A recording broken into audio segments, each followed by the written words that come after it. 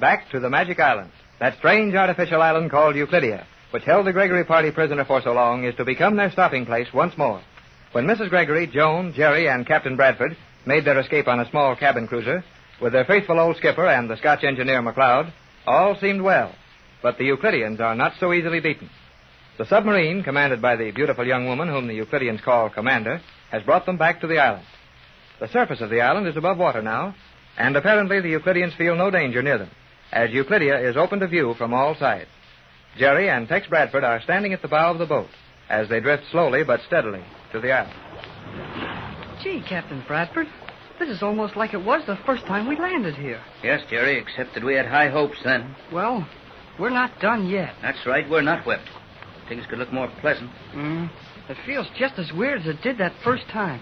The boat without any power, being pulled to that island just as smoothly as if they had a line tied to it. They might as well have one. That eternal magnetic force will pull in any boat on the ocean. They must feel mighty sure of themselves today. They're not using the magnetic fog ring around the island. Yeah, I noticed that, too. And it's a clear day. Say, there isn't a soul in sight on the island. Our arrival can't be of much importance. I'll bet it's plenty important. That sub must be docked down there by now. Well, sure it is. They rammed the nose of that thing right into an airlock on the side of the island and unload through the nose. Gee, I wonder where Mrs. Gregory and Joan are now. That woman commander has probably turned them over to G-47 for questioning. Oh, I wish you and I could be there to help them out. You know, it needs a man at a time like this. You're right, Jerry. But I'm afraid we'll be some time getting back together. Well, they may keep us apart from now on. Wouldn't surprise me a bit. We're going to have a harder time escaping. We'll have no chance at all to escape. Jerry, our only hope will be to take over this island, and that's a job. Well, I wish they'd start something. This dragging along up to the pier without seeing anyone move on the island is getting on my nerves. Somebody will be out to take care of us. Don't be in a hurry for your punishment. Now we're sliding along the pier, and the boat is being warped in as carefully as you could do it with the line. Not quite as impressive as the first time they did it to us, though. We've seen it before. Hey, Tex, look. That magnetic fog ring being thrown up around us now, eh? Yeah, and all around the island. When that fog closes in, you can feel the power of this mad island. You know, Euclidia becomes mighty real, all right, when you see them shutting us off from the world just as easy as we turn off the gas jet back home. And I think we're going to get our welcome before long. Why? Isn't that one of their elevator housings rising up out of the island? Yeah, but that's funny. There wasn't any elevator there when we were here before. Steady, Jerry. Things are wild enough here without allowing yourself any daydreams. Well, I know what I'm talking about, Tex. That elevator wasn't there when we were here before. They must have built it. Jerry, when we were here before means last night. Huh? Don't you realize we've been off this island only a matter of hours? Golly whiskers. You're right. And they couldn't have rebuilt that island and stick in another elevator shaft that fast. Of course they couldn't. So you must be mistaken. No, I'm not mistaken. I don't know how that elevator got there so quick, but there wasn't any elevator on this side of the island yesterday. Wait a minute, I've got it, kid. We're coming in from the south this time. Oh, no, we're not. And you know we're not. That island's been turned around. Turned around? I'm not dreaming, Tex.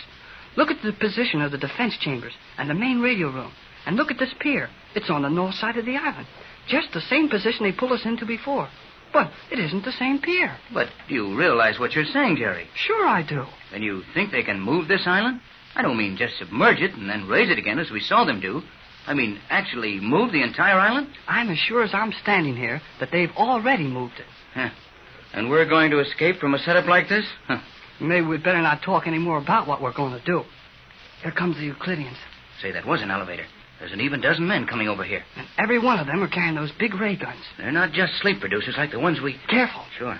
No, those guns put you to sleep so you won't wake up at all. Then listen, we'll do exactly as they say. Wait, this spooky place is beginning to get me going again. Look at all those fellas walking right up to us. And their heavy shoes not making a sound. You know, they're walking on rocks. It's that noiseless paint again. Well, our freedom is over, son. Now keep your chin up. Right. And I'll let you do all the talking. Yes, I hope they give me a chance to talk. Their faces don't look as if they'd come for a friendly chat. Oh, let them start it. Good idea. Well? Guess we just stand and look at each other. Well, what do you want us to do? Won't somebody say something? I will. Better not, Jerry. Oh, at least they can loosen up enough to make motions. Yes, and they want us to come over on the pier. Wonder if they'll let us get McLeod and the skipper, too. How about our friends? Do we bring them along? The answer is no. And they're getting tired waiting for us, I'm afraid. Well, we may as well go.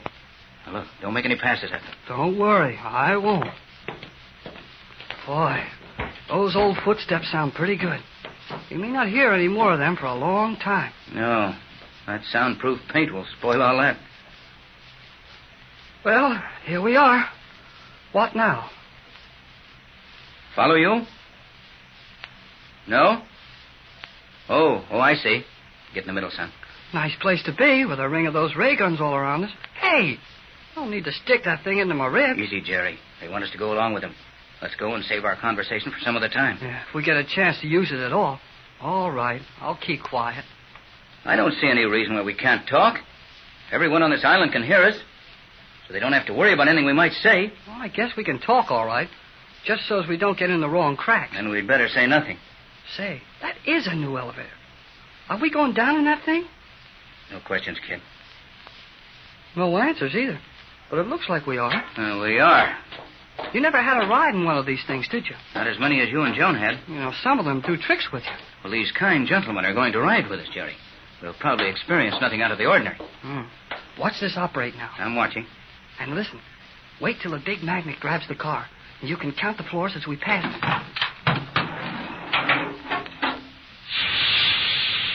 Jerry, we're dropping now. Yeah, and I didn't hear any magnet. Acts more like a hydraulic to me, or compressed air. My stomach tells me we're going down pretty fast. At least I haven't been able to count any floors. Oh, boy, what a ride. Ooh.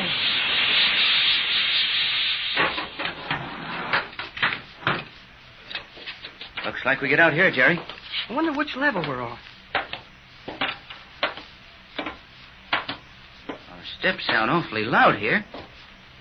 All right, fellow, I'll go. No need to get so rough about it. You know, G-47 has told these boys to handle us pretty rough. Well, they're doing it. Might as well go where they want us to. Well, I never saw this part of the island before. Hey, Tex. What? Listen. To what? To our voices. We're in one of those blame echo chambers where everything sounds about twice as loud as it is. There is a hollow ring to it, all right. Well, this is the end of the passage, so I judge we'll stop here.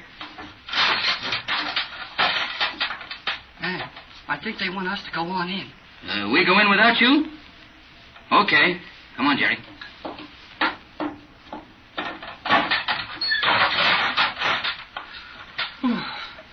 Well, at least we're alone. Yes, with about 100 microphones picking up every sound we make, I suppose.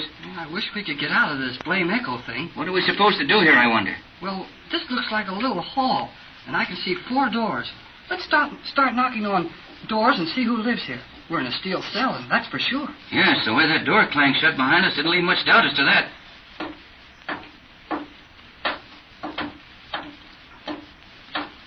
Think it's all right if I knock on the door? Might as well find out where we are. Okay, here goes. Golly whiskers. You shouldn't knock so hard, Jerry. I didn't. I just... Oh, Jerry, Patricia, are you all right? Oh, it's right. Joan and I are all right, Tex, and you and Jerry? Not hurt a bit, Pat. Our outlook has not been particularly pleasant during this enforced separation. Your welfare has given us some concern. Well, you're okay, Joan. Whenever you start to unwind the dictionary, I can tell you're right side up and ready for another round. It does seem as if your attempts at conversation grow more confusing and illogical with each attempt. Oh, is that so? Now, you two kids, stop quarreling. Oh, I don't mind it, Tex. The last few hours have proven to me that I can stand anything if only we're all together. How much chance have we to stay together on this island? Our hurried observations made during a brief tenancy of this apartment would warrant a conclusion that we will all be confined in this series of chambers, with many privileges. You couldn't work in something about the privilege of escaping, could you? Quiet, Jerry. Someone may be hearing all we say. We know they are. Joan says these walls are made of transparent steel and that they can watch us from the outside at all times. But I see no reason why we shouldn't talk as we please. G-47 and his assistants will know that escape is our one thought. Yeah, and that's probably a lot of wasted thinking. Indubitably. Probably all's all right. Now, will you two be quiet for a minute till we have a chance to look around? How about closing this door? It's not necessary. That short outer hall is ours, and we have 4 private rooms here, all connected by the hall. Well, it looks as if we're going to be comfortable for the present. And there is a refrigeration chamber well stocked with food and appliances for its preparation. It would appear that we are to be left alone to our own devices, for the time at least. Good. Maybe we can figure something out. If we only had our stuff off the boat. We'll have that, Jerry. The submarine commander told us our possessions would be brought to us in time. Yes, after G-47 has looked them over carefully, of course. The little homing pigeons we are to have here. Golly whiskers, that's swell. What good will the pigeons do us, Jerry? Don't forget we're 90 feet below the surface of the ocean, in a steel chamber on an artificial island. It doesn't sound like much of a picnic when you add it up that way, Pat. Pigeons or airships. Nothing can do us much good here. Well, they must be going to do something with us. What is it? This confinement with the continuous reverberation of our voices will rapidly reach the state of exquisite torture. Joan, dear, you think this terrible echo is deliberate? A method of punishment? I know it is, Mother. During my lifetime on this island, many people have been placed in these echo cells, and it is only a short time until they will do anything G-47 desires to escape from their own voices. Yes, I can see how that would work. It wouldn't be long until the sound of voices here would drive one mad. Oh, gee, we've got to talk, or we'd go mad anyway.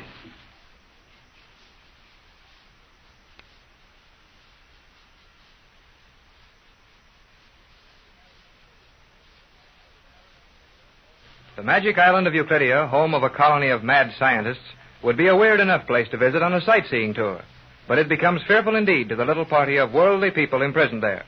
When Mrs. Patricia Gregory set out to look for her young daughter, lost 14 years ago in the shipwreck, she little dreamed of the dangers her party would encounter.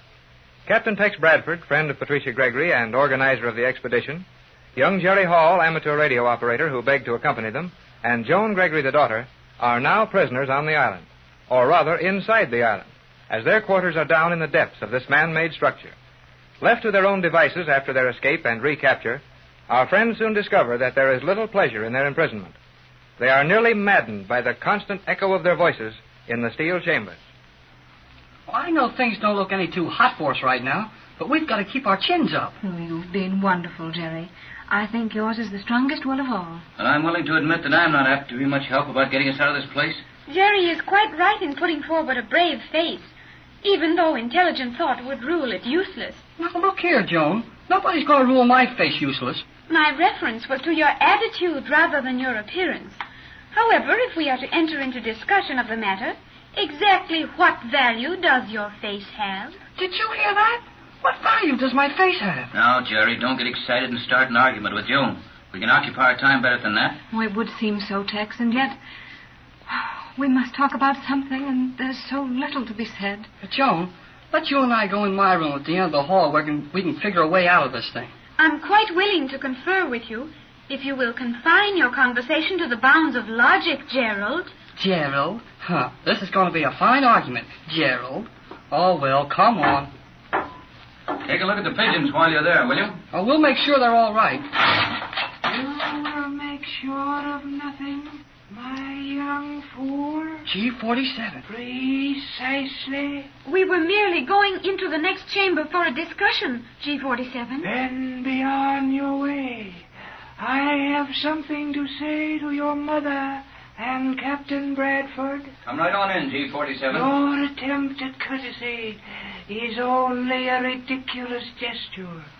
I shall come and go within these chambers as I please. Well, is it all right if we go on now? No, nothing you could do would be right.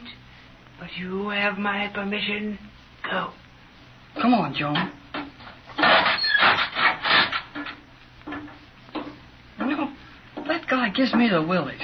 Jerry, the willies are what? Oh, so you forgot that already. Here I waste a lot of time trying to teach you English, and now you forget what the willies are. I am sorry, Jerry, but your words are so strange to me. No more than this blame island is strange to me. Hey, this door's open. That means old Geometry's been in here taking himself a good look around. We cannot prevent that. He rules Euclidia. Yeah, I know it. Well, let's go in and sit down. Maybe we can figure some way out of this mess. These apartments are very comfortable, are they not? They are not. This blame echo thing is driving me crazy. Nothing is comfortable that you can't get out of when you want to. You may be right. You know I'm right. No, Jerry. I know you think you are quite correct in everything you do. But I'm getting along all right. Now listen, old G47 isn't calling on your mother and Captain Bradford for any tea party. He's going to threaten them with something or else promise them something to get Texas formula. And we may have to work fast to figure another escape. But there is no opportunity for escape now. That's what you said before, and we got away. But we did not, as you would say, got away. Got away. Oh, what's the use? Now, if we only get another chance to use those pigeons. Hey, Joan, the pigeons are gone. Jerry, they are not here. No, I'll say they're not here. But how did they get out? G47. But we'd have heard him moving around in this echo stuff here. Not G47. He would make no sound. No sound in this place? Did you hear any footsteps when he came to the door? Golly whiskers, Joan, you're right. It didn't make a sound. But when we walk around here, it sounds like a truck on cobblestones.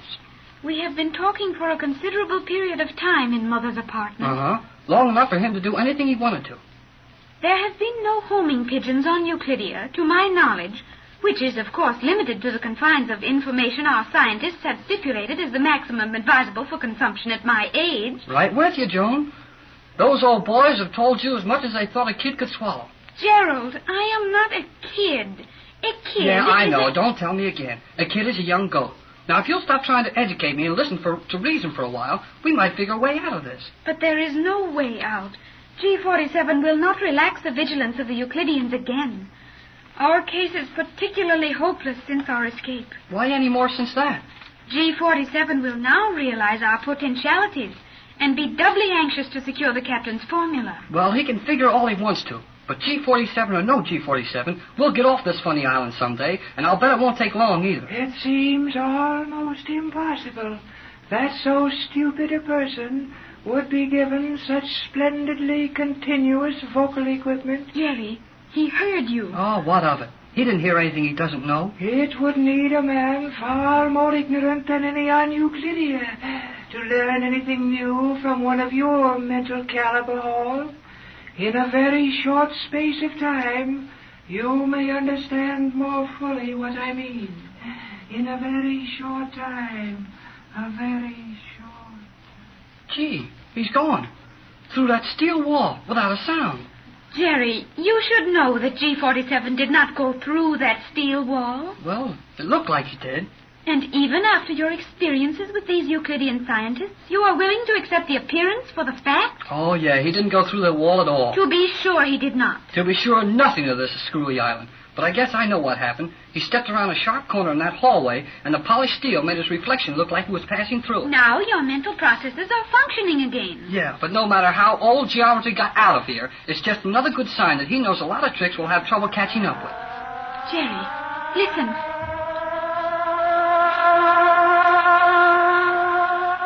Yeah, that's the signal to submerge, isn't it? It is. And that would mean one of two things. Well, I know it means the island is in danger of being seen for one thing, but what's the other? Something which would mean the end of all our hopes. Huh? They're going to drown us? I think not, but it might be as well. Hey, listen. I don't like the way you say that. What goes on here? Here they are in here, Pat. Oh, Joan, Jerry, we've the most wonderful news. Observation would lead us to conclude that information of an optimistic nature would be welcome. Joan's afraid things are looking bad for us. Well, they don't look any too good. But with what we just found, there's every chance we'll get away from this island. What is it? The very thing we've been looking for every hour since we landed on this mad island. Look. A little black notebook. Well? The diary of the old sailor. Is that it? That's it, boy, the old sailor's diary. And if it's as complete as we think it is, we'll know as much about this island as the Euclideans know. You will undoubtedly find much of value in that book. It wasn't even hidden. After G47 left the room, Tex and I started to get acquainted with our surroundings. And there, lying on a shelf in plain sight, was this book. And that old sailor spent years here, didn't he, Joan? Years in which he studied this island and waited for his chance to escape, and made entries of all he learned in this diary. That is true. Then that diary should tell us all we need to know to plan an escape from this place. Without doubt, it will tell us all we need to know to plan the escape. But, Joan, dear, why do you sound so hopeless? Oh, Joan is so afraid of these people she doesn't realize the chance this gives us. I don't know about that. When Joan puts on the graveyard look, she's usually got a pretty good reason for it. But there couldn't be anything lacking in what this book means to us. We all agreed, and you were heartily in agreement with us on it, Joan, that if we could find this diary, it would quite possibly mean our escape. Where did you say you found this book? In Pat's apartment. And the book was not concealed? No attempt had been made to hide it? Why, no, dear. It was lying right in front of us. You're right, Joan. Maybe I'm thick, but I still don't see it. A book we wanted is still a book we want, no matter where it was found. Even if it had been left where you could not help but find it? Huh? Where we... Oh, golly whiskers. Joan, dear, we didn't find the book. It was simply handed to us. Yes, Mother. Then that means just one thing. The book isn't going to do us any good. Looks like that's it. These Euclideans have figured out some way of being sure we'll stay here as long as they want us, no matter how many books we find. That is the situation to be faced. Oh, and I thought the little diary meant so much. Don't look so downhearted, Pat. That diary means plenty. We're going to get off this man-made torture city someday, and when we do, we can use that information to further scientific work in the right direction back home. That's all swell, but Joan's got the idea we're not going to get back home. Did you hear that? That signal gong of theirs. They're going to submerge this island or do some more of their tricks. I think it meant more than that. What is it? Don't act so mysterious, Joan. We must know all that you know about this island and know it as quickly as possible if we're to have a chance to escape. I will tell you, Mother, the instant I'm certain as to the meaning of that signal. If it was what I believe it to be, it will be repeated in 60 seconds. Well, if that's some special signal that we don't know anything about, let's keep quiet when it starts again so Joan can tell exactly what it is. In the meantime, let's... Oh, so they took the homing pigeons. Yes, Captain Tex. The little pigeons are gone. And with them went our strongest hopes for escape. Well, I didn't think they'd let us keep them anyway. Now, don't be too downhearted over the loss of those birds. These scientists won't hurt them any. They'll give them every care and attention because they want to study them. And the pigeons have done their work for us long ago. You all seem to forget that Johnson is on his way to the States with our position, and he knows where to get my formula. All we have to do is to hang on until he can have that formula compounded and organize a rescue party. We can expect rescue in less than 3 weeks. 1, 2, 1. Yes, that is the signal. And the position Johnson has for this island is quite useless. Useless? Why, Joan? That was the signal to move the island. You mean to submerge it? No, I mean to move it. Move it along the floor of the ocean for 1 mile or 25 miles or 1,000 miles. Move this island? But, gee, golly whiskers, if they can move this whole island, how will anybody find us? That is our hopeless position, Jerry. No one will ever find us.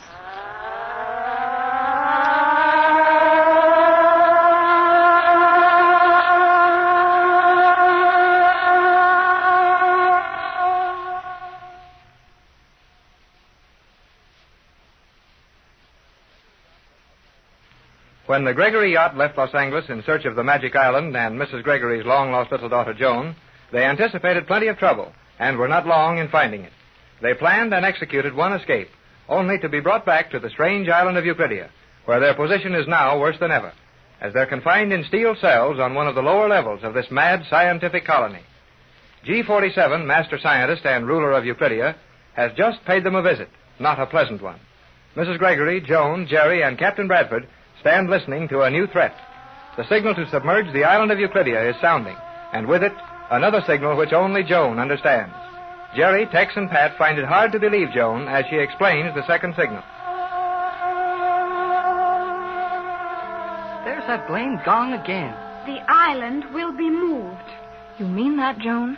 They will actually move this huge island? Yes, Mother. Well, golly whiskers. That's a pretty big order, Joan. This island is 100 feet high and several hundred feet in diameter. And it weighs more than 1 million tons. Yet it will be moved. It is moving now. Well, how do they move it? There are immense cantilever-activated units of the worldly articulated caterpillar type, which simply progress slowly but steadily along the ocean floor. An island that weighs 1 million tons walking around on the floor of the ocean? This is a nightmare. Yet it's real. Horribly real. I can feel a steady vibration now. The entire place seems to be rocking gently from side to side. That is a fair layman's description of the action. Oh, yeah? Well, a layman's description is plenty good enough for me now. I don't need a lot of scientific languages to tell me that we're sunk. We are not sunk, Jerry. We are submerged. Well, sunk or submerged, we're underwater just the same, and I'm no fish. I know how you feel, Jerry. We don't seem to be able to do very much about it. So let's try to take it as calmly as we can. But, Tex, this means the end of everything. When the island is moved, our position is changed. No one will find us, and all of Johnson's work to bring aid will be lost. That's about it, Pat. Then there's nothing we can do. Oh, Joan and I'll get you out of this. Don't worry about that. Well, of course, we're glad to have your spirit so high, Jerry, and you have done a great deal. But do you know what you're going to do about this? No, not yet. But I'll figure it out. We'll all work on it, Jerry, and something surely must come out of it. Jerry and I were fortunate in discerning certain possibilities on our tour of the island previous to our recent ill-fated escape attempt. Perhaps we could do as well if the attempt were repeated, though our activities would of necessity be directed along different lines. She means that we can try it again, but we'll have to get a new angle. Oh, thank you, Jerry. Got any ideas, Joan? Nothing of value at the moment, but Jerry and I may be able to discover something. May we go and carefully observe everything in this portion of the island? You may be running into danger, dear. How? We're locked in this little bunch of steel rooms. How are we going to get hurt any more by looking around than we would by just standing still? I think Jerry's right, Pat. Let them go. They did all right for us before. And if they can't get out, nothing can get in to hurt them. Don't stay away too long, will you? Oh, it won't take us long to look this little place over. And we'll be back as soon as we find anything that looks like news. Do not worry, Mother. We will return soon. That's funny. What, Tex? That hollow echo of their steps on the steel floor, but the echoes are gone from the rest of the room. Why, yes, so they are. Our voices are perfectly normal. Yet the steps continue to echo. Oh, this is certainly a weird island. Tex, now that the children are out of hearing, what do you really think about our chances? Not any too good, Pat. In fact, hopeless. No, Pat, it isn't quite that bad. Oh, yes, it is. You might as well admit it. They've locked us in these steel apartments, in one of the lower levels, and taken our homing pigeons, without our only means of communication, and locked up in a steel room below the surface of the sea. What possible chance could we have? We escaped before, didn't we? Yes, from the surface of the island, with the help of our pigeons, and Johnson, and another boat. Yes, and Johnson is still free. He must be nearly to Los Angeles by this time, and our rescue may be only a matter of days or weeks at the most. There's no reason to try to deceive me, Tex. We're all in this together. You and Jerry are in the same hopeless position just because you wanted to help me. And even Joan is in danger because of my attempt to take her back to our world. She was comparatively happy here with these Euclideans until we came. She knew nothing of our world, and her mother was only a name to her. Now we've brought to her all the promise of the love and brightness in our world, the promise that it would one day become her world, and we can't make good on that. It's rather a miserable failure, Tex, for all of us, and it's all my fault. Now, Pat, that's no way to talk. Look how Jerry and Joan keep their heads up. They know as much about the danger here as we do. Surely we can do as well as those kids. Oh, Jerry's fine. He's been such a help and comfort to me. But I promised his father that I'd take care of him. Take care of him by getting him imprisoned under the sea in an artificial island, peopled by mad scientists. Why, take care of him. Stop that. You're not going to help things by going to pieces.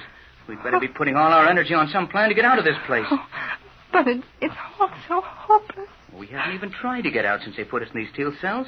We haven't studied the old sailor's diary. You're right. That diary may contain something of value to us. No doubt of that, after the old man tried so hard to get it to us. And where's the old man now? Where is he? Why, he's... Well... Exactly. But we have his diary, and it's supposed to contain a detailed description of nearly everything on this island. He couldn't use that knowledge to make his own escape. Pat, I've never known you to act just like this. You sound so absolutely hopeless about it all. Oh, perhaps I'm overtired. I've never felt quite this hopeless before. I'm sorry, Tex. You've been so sweet all these years, waiting for me to find Joan, waiting for me to do this and that, and now... Oh, Tex, it looks as if we've waited too long. Oh, nonsense, Pat. Keep your chin up. We'll get out of this somehow.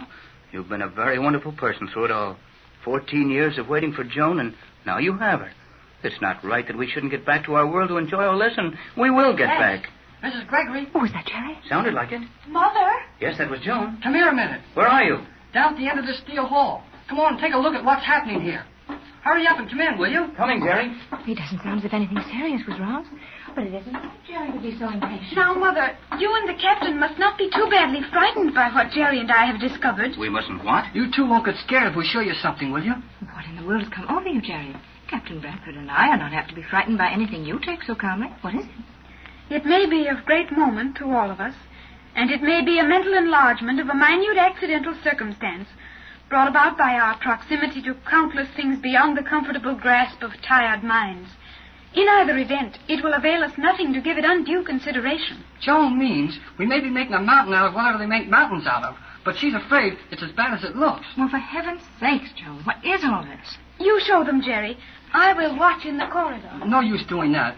Everything we're saying is being heard anyhow. I expect that's true enough, but get on with it, kid. What stirred you all up?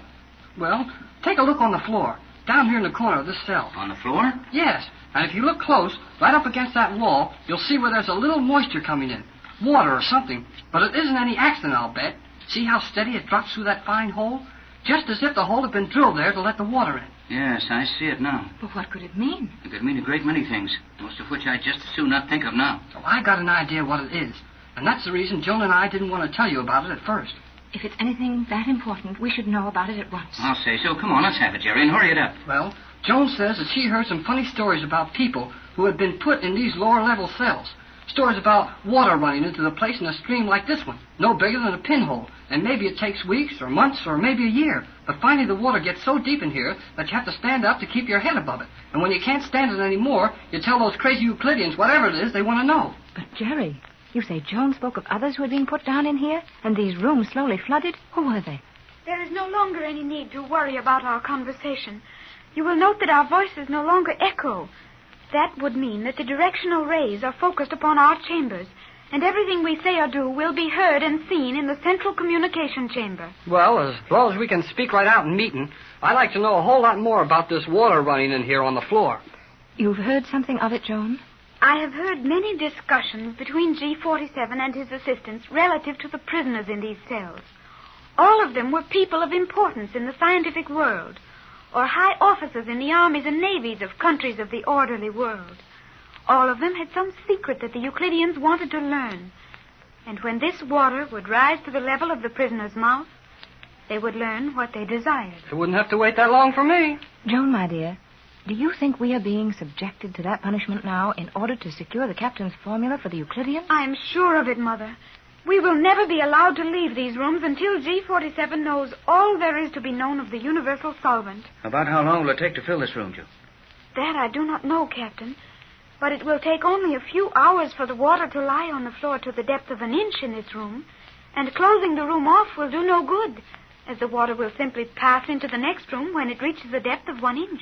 Oh, the sensible thing to do would be to give up my formula right now and take our chances on what they would do with us after that. It might be just as well, Captain. Now, don't you do it, Tex. We've still got plenty of time to figure some way out of this.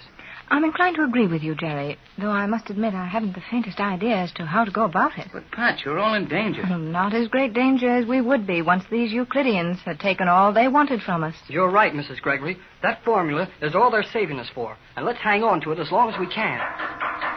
Somebody knocking on the hall door. That is strange. The Euclideans do not knock. But no one except the Euclideans would have the freedom of these chambers. You three stay where you are. I'll find out. Oh, be careful, Tex. Don't worry. I'll watch everything. Something funny going on here. Notice how quickly the captain's steps stop making any noise? No one on Euclidia ever knocks at a door. I do not like this. Oh, you children are overly excited. Well, maybe. But just the same. Hey, Tex! Tex! Captain Bradford! Jerry, Tex doesn't answer. Do you think that...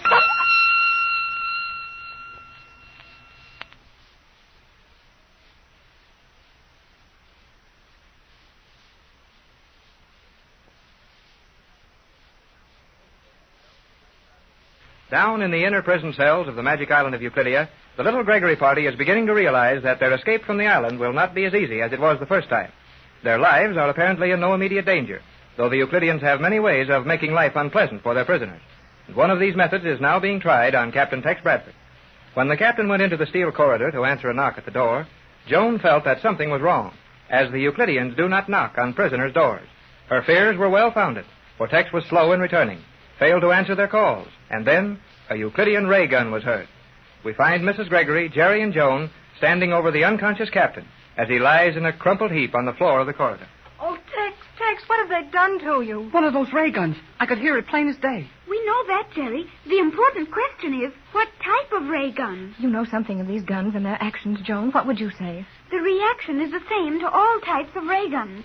There is no way to determine how long the captain will remain asleep. Asleep? Are you sure that's all he is? Joan, are you positive Tex is only asleep? To be sure, Mother. Surely you must know something of the action of the human body, even in a world so woefully lacking in scientific understanding as yours.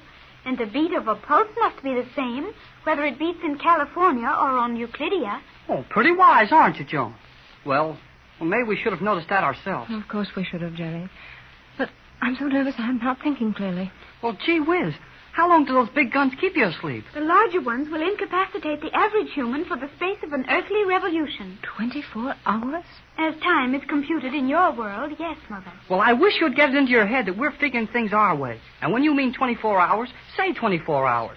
Don't wander off taking the sun for a stroll around the earth to let us know how long you mean. If your understanding persists in wallowing in the depths of such ridiculous child's play, I will confine my remarks to the more simple combinations of phraseology. Yes, do that. And stick to what we're talking about. Joan, dear, is there nothing we can do to make the captain more comfortable? But he is not uncomfortable, Mother. Well, it seems rather awful to me.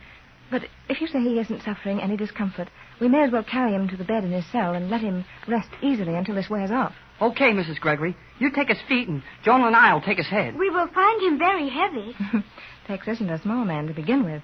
And now that he's in a sound sleep, why, I can't even move his legs. I'll bet you can't. I'm not having any luck just trying to raise one of his arms. We will not be able to move the captain for some time. What's the matter, Joan? Magnetic paint. Magnetic paint? Where? On the captain's hands and face and clothing. Oh, I know that. But where did it come from? Yes, Joan, dear. How did that magnetic paint get on Tex? We've been right with him, or at least one of us has, every minute since we came in here. Yeah. How do you answer that one? Was not the captain alone when he came out here to answer a knock on the door? Yes, he was, but that was only for a minute.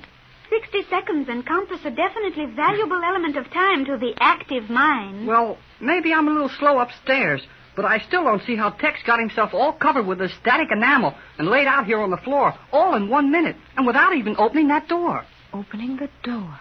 I wonder. You are thinking very clearly now, Mother. Well, how do you figure anything so clearly thought out in that? Mother was mentally questioning the opening of the door. Yes, Joan, I was. That door opens in, toward us. And from the position in which Tex is lying, I should say that he could not have opened the door. We would have heard it close again. Golly whiskers, you're right. I believe Mother is correct. That door was not opened. Then where does that paint come from? Yeah, and how did they shoot him with that ray gun? The paint would be very simple. As you have observed, this transparent steel is fabricated with countless small holes. The paint might well have been sprayed through one or more of those holes. Why, so it might. It might, but I'll bet it wasn't. Jerry, you do not know what you are saying. Let Jerry advance his theory if he has one, Joan, dear. Thanks, Mrs. Gregory. Well, I didn't exactly mean that the paint didn't come through one of those holes. I meant that I didn't think it was sprayed there by anybody. But how else? Oh, you mean the paint was injected through the steel by some automatic device when the door opened. That's my idea. And you are more than possibly correct, Jerry. Though if you are, we are in a more dangerous position than I could have believed. Well, come on, give us the bad news. I believe that Captain Bradford was sprayed with magnetic paint and that the ray gun was fired when he touched that door to open it, and that no human hands had a part in it. Then that is the Euclidean method of guaranteeing our safe confinement here. But why should they bother to do that with guards roaming their corridors? We couldn't go far enough to do their mad island any damage. They don't take any chances here. Maybe they wanted to take a little nap and wanted to make sure we'd all stay here while they slept. Hardly anything so elementary as that, Jerry, though you made a step in the proper direction with your reasoning. Well, go ahead, Joan. What's your idea? It is more than an idea. I think the reason we are now being guarded entirely by scientific devices is necessitated by the absence of all human agencies. Absence? From where? I believe we are now the only human beings on Euclidia. What? Joan, dear. I mean just that, Mother. I believe we are alone on the island. But these 250 Euclideans, or whatever they have in this crazy place, where did they all go at once? I'm sure it isn't obvious to me, Joan. We're prisoners here, perhaps the most utterly helpless, hopeless prisoners in the world today. We can't harm them, and G47 knows that. Why should they escape from us? Not from us, but from some outside danger threatening the island. You mean somebody might be attacking the scientists right now? I mean someone might be attacking this island, believing the scientists were here, yes. But, Joan, what you're suggesting, we may be here, all alone, somewhere in the depths of this fantastic island, And at this moment, the island is being threatened with destruction. It is possible, Mother. But, gee, Mrs. Gregory, here's Captain Bradford lying on the floor, sound asleep and magnetized there. We can't move him, and we couldn't get out of here if we did. Joan, surely you must be mistaken. Why do you say that, Mother? How often have you told us that Euclidia, this magic island, as Jerry named it, was impregnable, and that it was impossible for any nation in the world to destroy Euclidia with the weapons we now have? What about that? Yeah, answer that one, Cleostra, and let us in on the secret. I do not wish to be called Cleostra. Okay, Joan, then. But let's have the answer. We of Euclidia are the greatest scientific organization in the world, in the universe. And we have the utmost faith in our ability to cope with and overcome anything developed in the crude laboratories of your world. Huh. Nevertheless, our very perfection in science has taught us that the only true science in your world is mathematics. And your eccentric methods might lead to an accidental discovery of something unheard of in a colony where everything is perfection. That seems slightly ambiguous to me, dear. No, Mrs. Gregory, I know just what Joan means. She's afraid somebody in our world might stumble onto the answer just because he was a dumb amateur. And these guys here wouldn't be ready for it because it wasn't figured out like a smart scientist would do it. Then our position appears to be that of having no choice but to hope that nothing serious happens to this island. That is my view of the predicament. You sure take a sour look at it. And there's nothing we can do about it? Nothing, Mother. When we heard the tapping sound which Captain Bradford interpreted as a knock at this door, it was merely the automatic electrical devices actuated from the central control chamber, taking over their positions as mechanical guardians of our chambers. Then there wasn't anybody at the door at all? No one. Is there any way of being sure that the island is deserted except for ourselves? If the automatic controls are active, there is no Euclidean on the island. And to find out if these things are still working, we've got to open that door and get shot with a ray gun? No, that would be very silly, Jerry. It is the only way. The island is no longer moving. That would seem to indicate that it was impossible to change the location of the island quickly enough to escape the impending attack, and that the scientists have retreated to observe the action from the ocean floor city. From the what? The ocean floor city. Joan, these Euclideans have other quarters? To be sure. Under the ocean floor? Yes. It requires but a few hundred seconds for everyone on Euclidia to seek refuge in the walled city below the ocean floor. And the principal control and chemical systems are taken also. Entire rooms are submerged as units. 600 seconds is the time required, I believe. Oh, boy. 10 minutes to take everything valuable from this island into an underground town? I'm forced to believe that, Joan, after all the other things we've seen around here. But I'd just as soon not learn any more of the power of these men. It only makes our position worse. Our present position is not particularly enviable indeed. And then some. We're in plenty deep. We are on the 9th level of the island. That wasn't what I meant, but it'll do. I'm going to try opening that door. I wouldn't. No, Mother. I'm going to open that door. I can't stand helplessly still and let all these things around us go on merrily on their way. Well, the only difference will be that if you open that door, you'll be asleep. And you wouldn't know anything about all these things that are going to keep right on merrily on their way just the same. You will accomplish nothing, Mother. And as Jerry has said, we will be deprived of your conversation and advice. Conversation that doesn't accomplish any more than ours has done isn't very profitable. And I haven't a single word of advice to offer. More than that, I have a small idea. And the only way to put it into use is to open that door. Very well. Stand back, Jerry, so that we will not be put to sleep if Mother insists on doing this foolish thing. Okay, Joan. Go to it, Mrs. Gregory. Gee. Peculiar.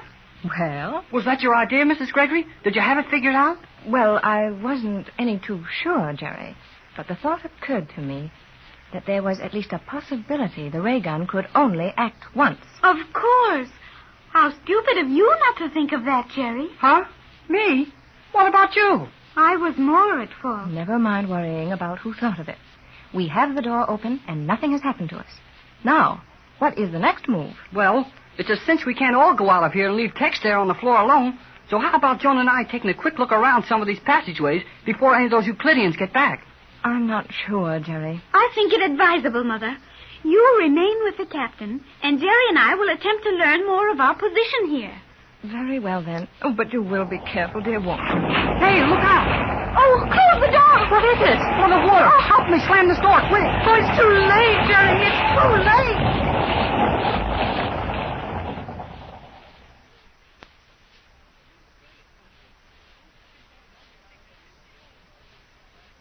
The magic island of Euclidia is an unusual, fascinating, and weird place. But what is more important to Mrs. Gregory and her party right now is the fact that the magic island is also a very dangerous place. Safely locked in their cells 90 feet below the surface of the island, the Gregory party is planning escape when a knock is heard at the steel door outside their chambers. Captain Bradford goes to open the door, and a ray gun puts him to sleep for a good long time. When Patricia opens the same door a few minutes later, believing that the automatic ray gun would be good for only one shot, another steel partition at the end of the corridor gives way, and a great wall of water is rushing at them as Jerry, Joan, and Pat try to close the door. It's too late, Jerry. It's too late. No, it isn't. Shove on this door. Push hard, Mother. I'm doing my best. All together now. Push. It's nearly shut. Come on. Push. Push. Yes, we are. We're doing it. Oh, boy. Oh, Jerry, we did it. Oh, you're very strong, Jerry. Oh, sure I am. But that was plenty close. That water must have been coming down that hole 5 feet deep. Oh, yes, Jerry. It was all of that. Looked as high as my head. Well, we got it stopped anyway. And the wall of water had not reached this door in the full force of its intensity, however. What appeared at some distance as a wall of water 5 feet high was in reality no more than 18 inches in depth at this door. Oh, all right, Joan. Go ahead and make it look as if we haven't done anything. No, Jerry. Sure, Joan didn't mean it that way. Okay, forget it. Hey, look at Tex. He is in the water. Oh, he'll drown. We must get him up at once. Oh, we can try. Come on, give me a hand. But that magnetism. Oh, I can raise his head above the water. Then the pull of magnetism is gone. Yeah. Say, that means those Euclideans are on the island again. Come on, let's get Tex up on the bed. Then you and I can make a dash out and see what's going on. Tex is breathing evenly. He didn't get any of the water. No, Mother. His face was just above the waterline. I was watching that. Oh, no wonder you weren't pushing on that door. Please, you do it. Help me get Tex up. Okay, here we go. All right. Oh, he sure is heavy. Jerry, how many times must I tell you that you should say surely is heavy and not sure is? There you are, Mrs. Gregory. I'm wading around in water over my ankles, carrying the heavy end of a 200-pound man, and she takes time out to give me a grammar lesson. Sorry, Jerry, but you stand it well. I can take it all right. Now, let's ease him down over here. Oh, this will do nicely. Oh, dear. Tex is heavy, isn't he? His normal weight would be greatly increased by the total relaxation induced as a logical effect of the rays. Yeah, and he weighs more, too. That is precisely what I said, It Jerry. was not. You said... Oh, Jerry. No more now, please. I'm sorry. You are always saying you are sorry, but you never make any attempt to improve your habitual method of procedure. What's the matter with my habitual method Oh, of... Jerry, please. Oh, sorry. What's the use? Come on, Joan. We're not doing any good here. And Tex will be all right as long as he sleeps like that. Let's sneak out for a quick look around before any of those Euclideans get a chance to come down here and see how we're living under the water. But the water, Jerry, we will not be able to open the door now. You will have to postpone your look around. I don't think so. That water was shut off just as quickly as it started to flood. Why would you think that? You didn't hear a sound of it after we got the door shut, did you? Well, no, that's true. But these chambers are soundproof. You would not hear the water even if it still rushed at maximum velocity. Maybe and maybe not. I'm going to have a look. If you must be silly, I will accompany you, Jerry. Oh, will you two please be very careful? Oh, Jerry, the water. Yeah, it ain't. Not ain't, Jerry. No water either. Look on this floor. Why, the water is gone. What a marvelous place this island is. Come on, Joan. Yes. How long will you be gone? Oh, not long, Mother. Now, you'll be very careful, won't you, Jerry? We'll keep our eyes open. And take no chances. We will proceed with caution and deliberation. Yeah, and we'll be careful, too. Jerry Hall, why must you pretend to misunderstand me every time I use a word of more than one syllable? Because you try to show off by sticking a lot of big words in where one syllables would get it said better and quicker. Now we'll open this door. One moment, Jerry. Before you open the door, listen to be sure the water is gone from the corridor. I thought you said these doors were soundproof. Oh, that was silly of me, was it not? It was, plenty. You're slipping, Joan. Continued association with you has done much to wait a minute. Association with me won't do you any harm. Now remember that you're used to being one of these smart Euclideans for a minute, and tell me what to do before I open this door. It is never safe to guess on Euclidia. Oh, nothing is safe here. But this door can't do any more than spill a lot of water in on us. Here goes. Nothing. No water. Nothing in the corridor. Well, don't look so sorry about that. Come on, Joan. Hey, listen to our steps and our voices.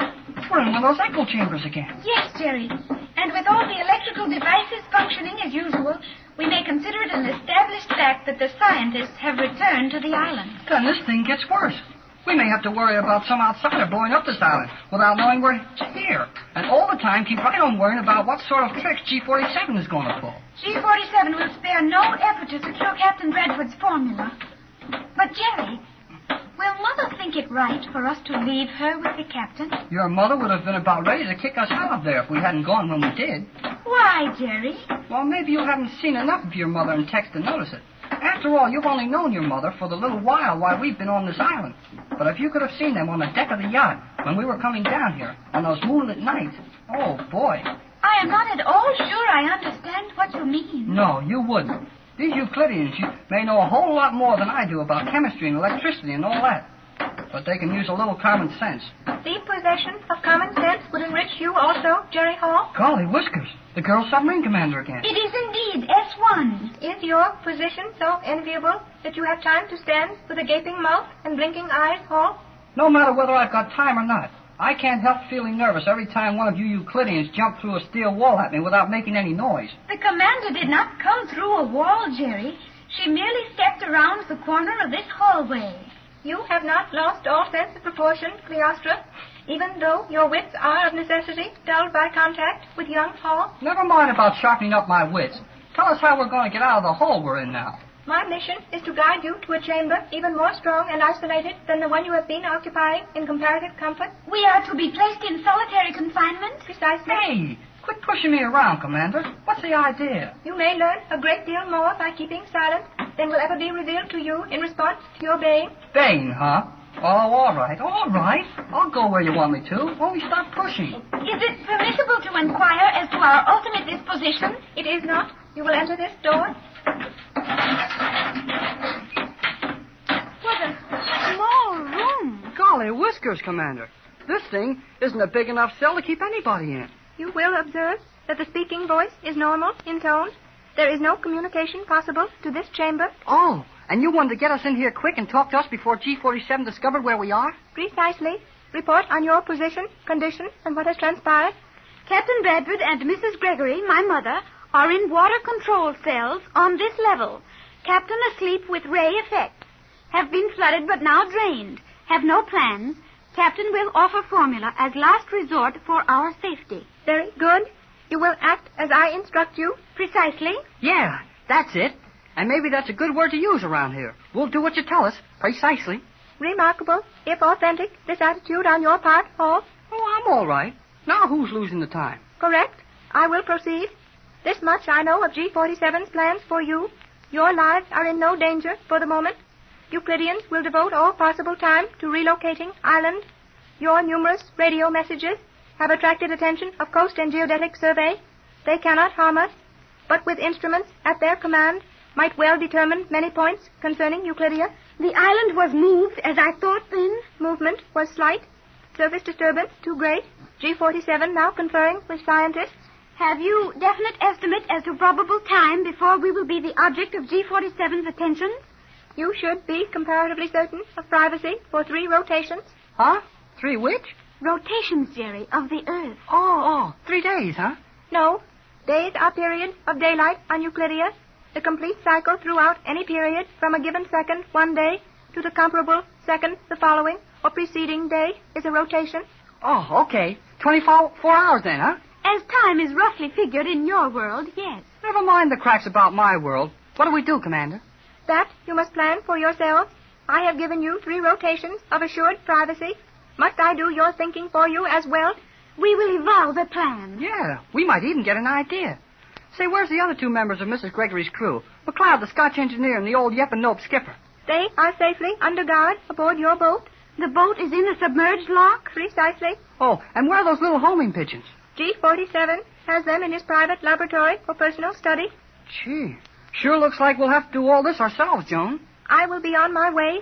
Do not speak as I leave.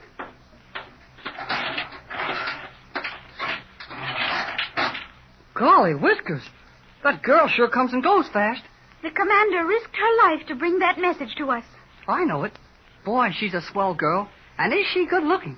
If her beauty is so attractive to you, Jerry... Oh, forget that stuff, Joan. You don't have to worry about her. Gosh, she's 22 years old. But even if she is pretty old, she's all right. Do you prefer the commander to me? Huh?